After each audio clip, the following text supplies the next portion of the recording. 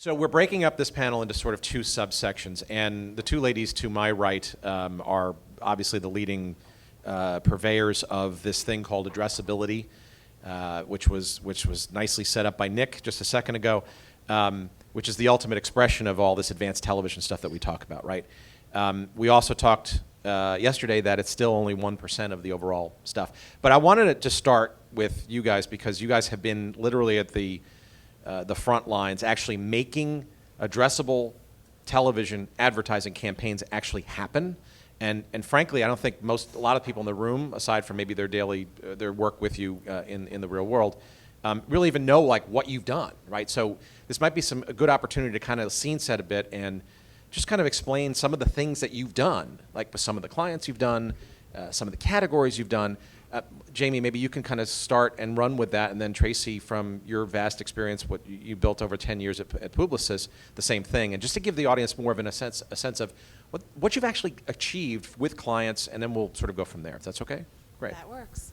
So over the last couple of days, everyone talked about auto and CPG, and addressable is not just auto, CPG, and finance. There are other categories that we broke, categories like theatrical that we thought we'd never find a way to tie it back to an actual getting a butt in a seat, and we've done that by using different data sets.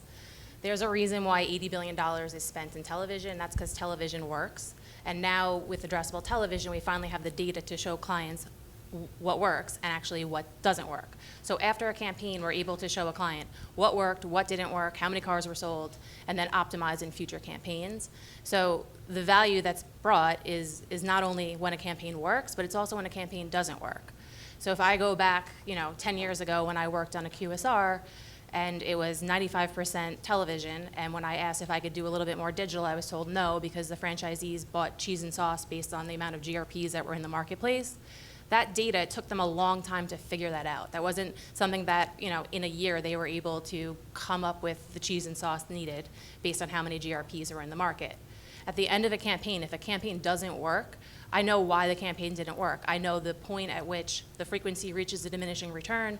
I know if the advertiser overpaid, and we're able to use that data to fix a campaign. So, we have case studies across every single category. The retention rate is 85%, but there are a lot of times that it doesn't work, and we're able to use that data, and it's really powerful to bring the advertiser back and do it bigger and better next time.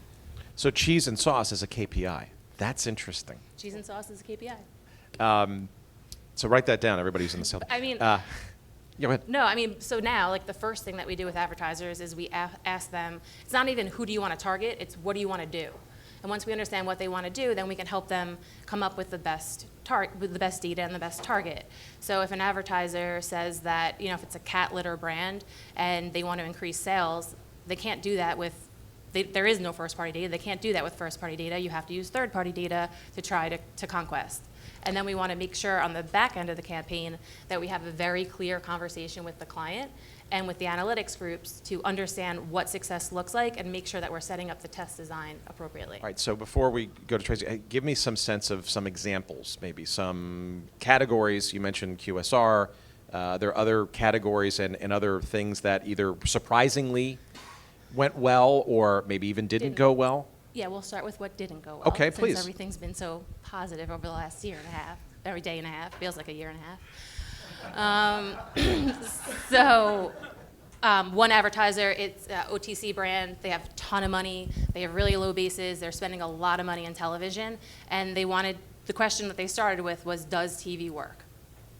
Now we have the data to show them that TV works. And then beyond that, they wanted to see if TV works as a complement, does local television or addressable television work better?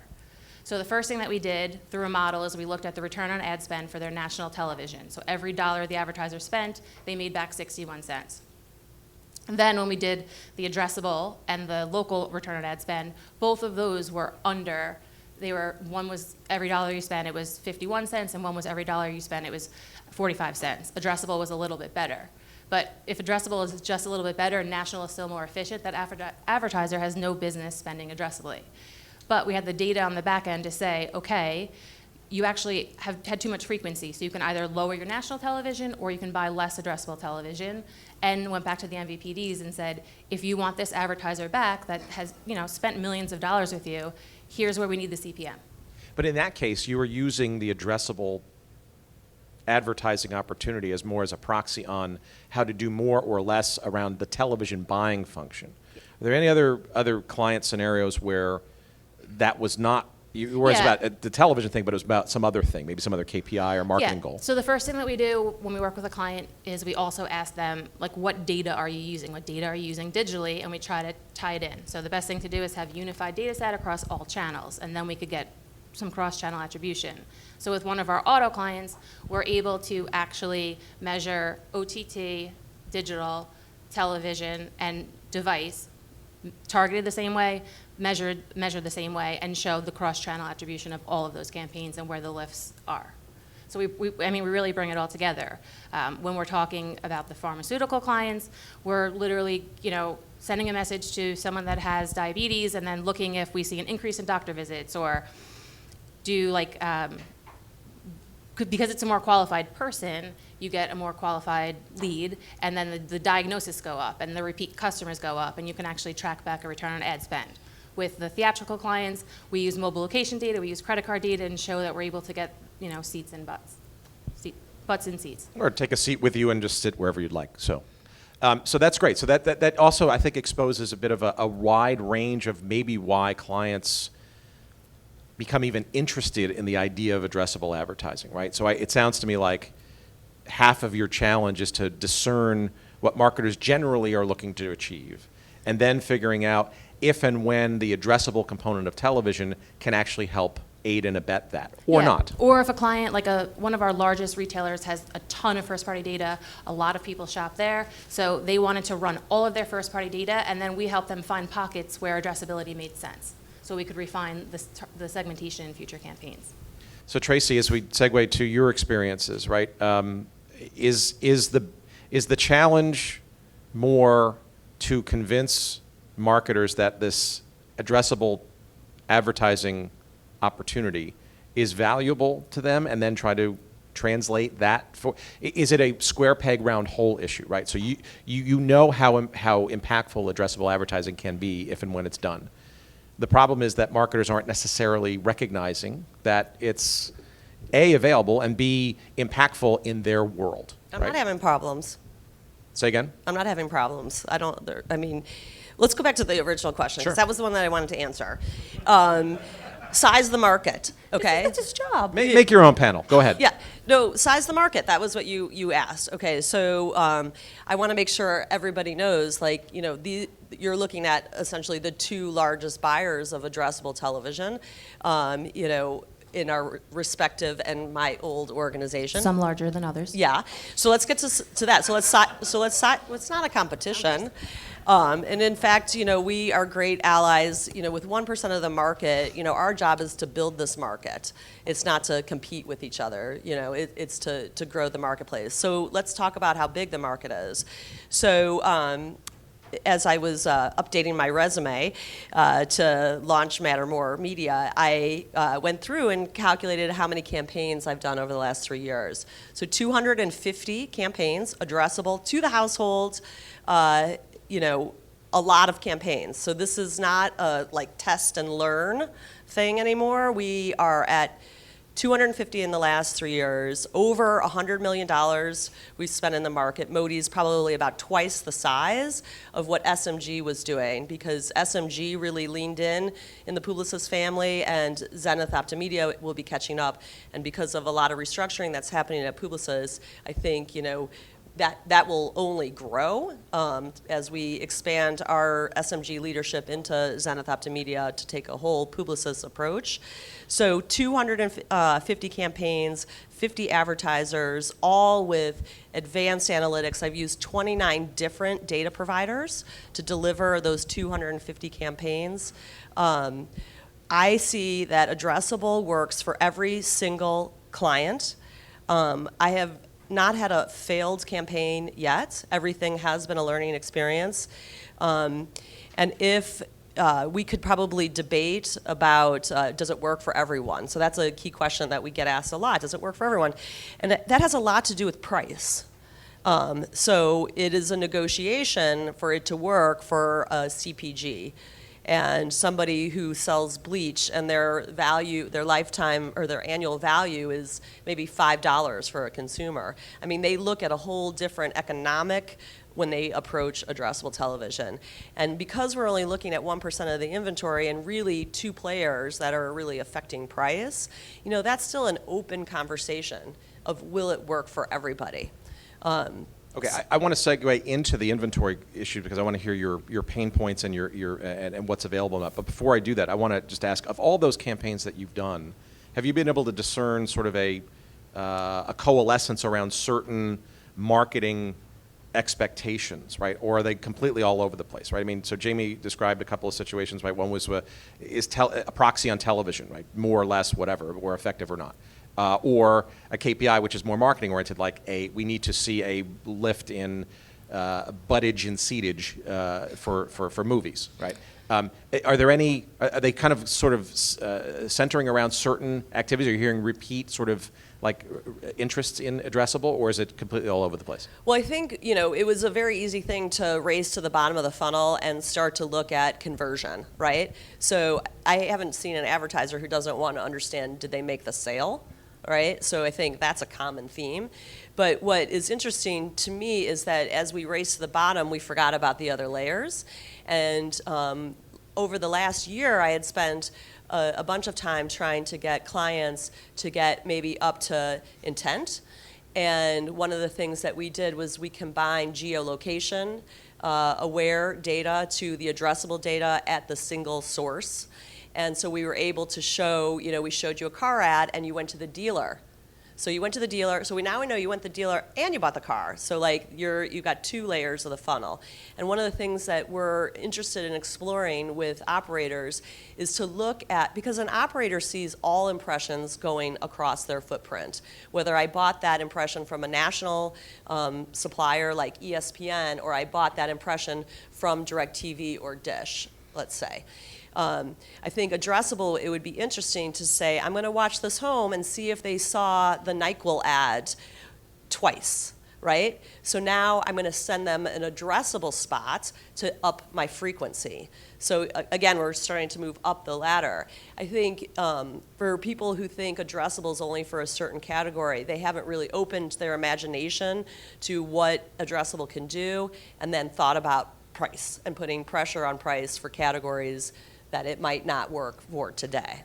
So Michael from ABC earlier said something that reminded me of a very powerful and important thing, and I think this is very much on the minds of ad sellers, and we're going to talk about more of that side after you two depart, is this idea that if addressability is really going to take hold and scale and become much more of a thing like running water, it demands that there's another generation or another huge sector of advertisers that actually come into the mix than the current ones that dominate television advertising. I think you agree with that. I suspect you do too. You want to start? Sorry to monopolize, but it is the reason that my focus of my brand new company, Mattermore Media, is to focus on the mid-market and maybe conversion of some of the direct mail players to television. I think that their addressability opens up television to new advertisers that have never been on television before because of the price point, because of the precision, because of the ROI that you can now finally track. I think it opens up television to a new class of marketers. I mean, the only hitch to that whole thing is when you start selling television advertising to digital buyers, the budgets go down and the cost of the measurement is expensive. So they can't come into the market, give, here's 50 grand and then say, I want to know how many cars I sold, because then they're spending more money on the measurement than they are on the actual campaign. I think too, once the network group starts selling into national broadcast buyers, there's a huge problem of the attribution, because a national broadcast buyer isn't going to know how to ask for a segment. They're not going to know that they can tell the MVPD, like, this is the data I want to use, and they're not going to know what to do with the measure. When they get these Excel sheets on the back end and they're aggregating them together and calculating the buy rate and the sale rate, like, they're not going to know how to do that. So it's going to be a subpar product and go a little bit backwards. It almost sounds like you have to speak value to both of those types of dynamics and meet in the middle accordingly. All right, let me ask you specifically about the inventory issue, right? Because we talk about the 1% of the television spend is an addressable, which is a pittance when you look at all is said and done. What do you, and we also just heard the panel earlier about, there are ad networks and rep firms and others that do a very, very efficient job, right, of taking inventory from local stations, from local cable operators, aggregating them up, making them more nationally attractive, viable, data-centric, and whatnot. After all that stuff gets done, though, there's not a whole lot left to do this addressable stuff, or is there, or should there be? Well, because the two of us are placing the majority of the dollars, we're not having a issue. So the good question. So then, what are your frustrations? What would you like to see more of? Would you like more access to inventory? Are there frustrations or other operators or other places to find that inventory to make it more scalable and thus prevent people from, saying no more often? I'm going to go first this time. You go. So I think that in order to scale it, like, you actually do need some standards. So, like, right now the product is great, but everyone's still doing it differently. Like, a simple thing like media delivery, like just the impressions that ran, not only are we getting in a different format from each of the MVPDs, they have different methodologies. So if everyone makes fun of Nielsen, but Nielsen, a GRP is a GRP. Like, an impression on one of the satellite providers is calculated different from an impression on another satellite provider. So how do you scale this into a marketplace, especially when you want national broadcast buyers who are used to accountability and scale and standards, when we still don't have standards? The easiest thing to fix would be a standard media delivery report. I would love more inventory in the marketplace. And I feel we're very fortunate that two satellite providers really kind of got the real party started. So we had national scale, so that does help. But it's still, even when we're stretching the number, 52 million households, it's still 1% of the inventory. So, I would love to see Charter to deploy. I would love to see over-the-top be addressable, really, and not have some of the pricing conflict that we're going to run into when it goes over the top versus what we're seeing in addressable now. I would love VOD to work properly for addressability, so I would love TV everywhere to be addressable. Wherever it has the opportunity to be individually served and tracked, that's where we need addressability to happen. I would love to see the national programmers start to have a real conversation with operators about enabling their inventory. So I think the one thing that we need that would make me happy would be to grow the inventory source from 1% to 25% by the end of the decade. So the provocative thing that you've heard from me for a couple of years now, right, to solve maybe some of that are two potential paths. And my question to you is, do either or both of these ever happen in our lifetimes? Number one, do we ever get to a scenario where we can do national advertising addressability? That is a partnership through carriage agreement or a merger, right, with programmer, network operator, where programming and advertising and branding and the pipes and the data marry together, right? That's one. And number two, local addressability, right? So in the broadcast television space, this futuristic ATSC 3.0 thing may happen in 5 or 10 years, but in between that time, can network operators and TV station groups collaborate to allow zonal and more targeted addressable advertising within DMAs? Who sells it? Well, okay, so go ahead. So and the question, of course, is always that. It always comes down to, well, who's going to control the ad sale? But I guess the theory would be going from an avail split model where both sides go their own way and sell their own stuff, or in the case of local, just compete against each other in the marketplace, or collaborate to do a revenue share kind of scenario where they both either jointly sell or there's a percentage where they're both sharing in a growing revenue pie. Yeah, I mean, the beauty of buying from the MVPDs is because you're getting all the networks that they insert on. So when the network groups, like the larger network groups, have no problem selling it, and there's value in that. If the smaller network groups sell it, like then the budgets are sort of hard to, and we have to aggregate it all together anyway. So I mean, it could be bought either way, but it just makes it a little bit more challenging. Yes, and yes. Drop it. Drop it. Drop the mic. I think Because- both. I mean, I think both are going to happen. I am hopeful that both are going to happen, and the reason that I am hopeful that both will happen is because I have seen the value and the value creation of addressability. So maybe networks or maybe operators are a little like, I don't want to share my newfound success with anybody else. But I think I see the economics and the economic benefit of addressability, to the operator, to the data companies that are enabling us, to the agency, and most importantly to the advertiser. So I see how much value is created by addressability that I think the economics eventually will lead to 2 yeses in my lifetime. Right, and I think it's part and parcel of this, as was mentioned earlier, this migration of television, or was the medium formerly known as television, becomes more delivered in an IP sort of connected digital kind of environment, right? And the logic is that if it's IP delivered, all of that stuff that we spend the last 15 years learning about in digital, targeting and data and all those kinds of things, is now, at least in theory, and hopefully in practice, applicable to television environments, right? Okay, one last question is, I mean, you guys disproportionately control much of the advertising spend that's in this small yet, very growing space. What would you like to see sort of happen from the seller community and from the technology communities to make your lives easier and push this to a much bigger and, frankly, in our case, obvious opportunity?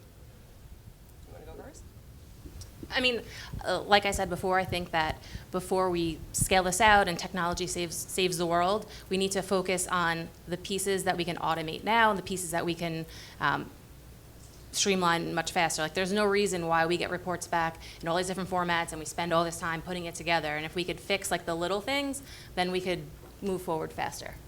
I think right now I'm 2.5 weeks into starting my own company and creating a new type of agency.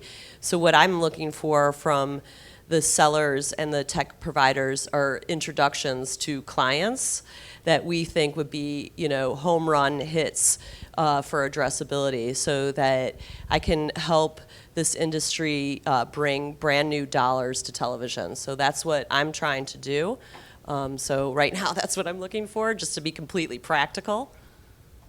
Beautiful. Thank you very much, ladies. I appreciate it. Thank you. Thank you.